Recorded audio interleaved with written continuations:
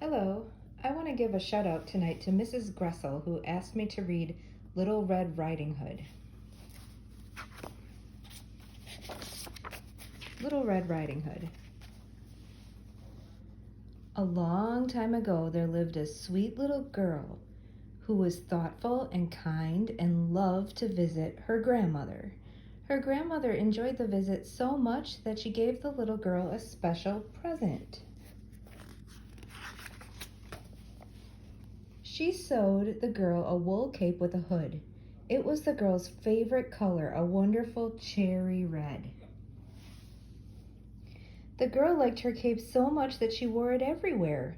First, she wore it to the village store. Then, she wore it to visit her cousins on the other side of the village. She even wore her cape to bed. Soon everyone called her Little Red Riding Hood. There she is in her bed with her cape on. One day, Little Red Riding Hood's mother said, "Your grandmother isn't feeling well." "I'll go visit her," said Little Red Riding Hood, "and I'll take her a picnic." "What a good idea," said Little Red Riding Hood's mother, "and be sure to stay on the path through the woods." Little Red Riding Hood promised that she would, and she packed a basket with her grandmother's favorite foods and set off. There she goes. Little Red Riding Hood skipped down the long winding path as she always did on her visits, and she was very careful to always stay on the path. After a while, she met a wolf. "Hello," said the wolf. Little Red Riding Hood knew she shouldn't talk to the wolf, but he seemed friendly. "Hello," she said. "Where are you going this fine day, little girl?" asked the wolf. "I'm going to visit my grandmother," said Little Red Riding Hood. "She isn't feeling well, so I'm bringing her this picnic with her favorite foods." "And where does your grandmother live?" asked the wolf. "At the end of this path." A sly grin came over the wolf's face. He knew that if he ran up the hill, he'd get to the grandmother's house before Little Red Riding Hood.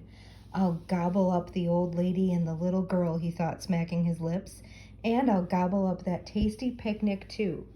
Oh, no.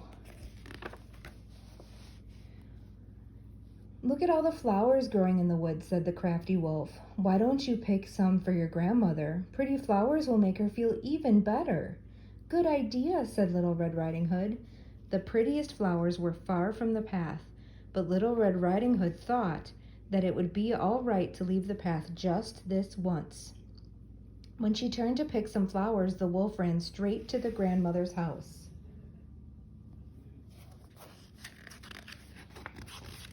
She didn't know he was tricking her. That's why she should listen to her mother. The door was unlocked, so the wolf opened it quietly and crept inside. He tiptoed into the grandmother's bedroom and found her asleep in bed. Suddenly, she woke up.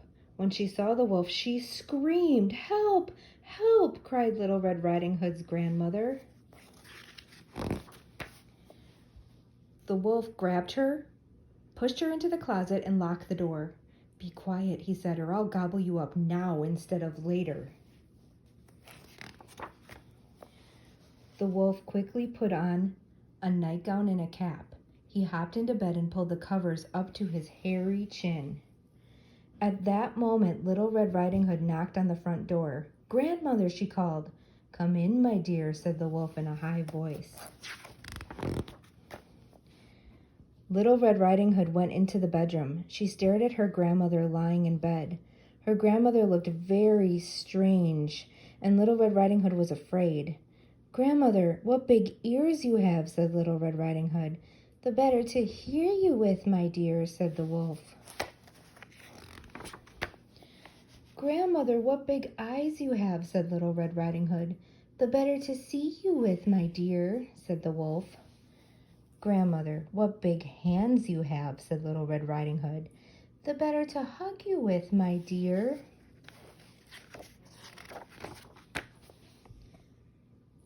"Grandmother, what big teeth you have," said Little Red Riding Hood. "The better to eat you with," cried the wolf. Little Red Riding Hood screamed. This was not her grandmother, it was the wolf. Suddenly the wolf sprang out of bed. He tried to grab Little Red Riding Hood, but she leaped away, light as a leaf in her cherry red cape. The wolf grabbed the air instead.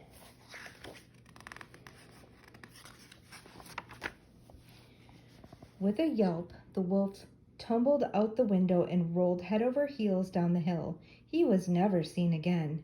Little Red Riding Hood's grandmother pounded on the closet door. Little Red Riding Hood let her out and they hugged as tightly as they could. "Thank goodness that's over with," said her grandmother. "What happened?"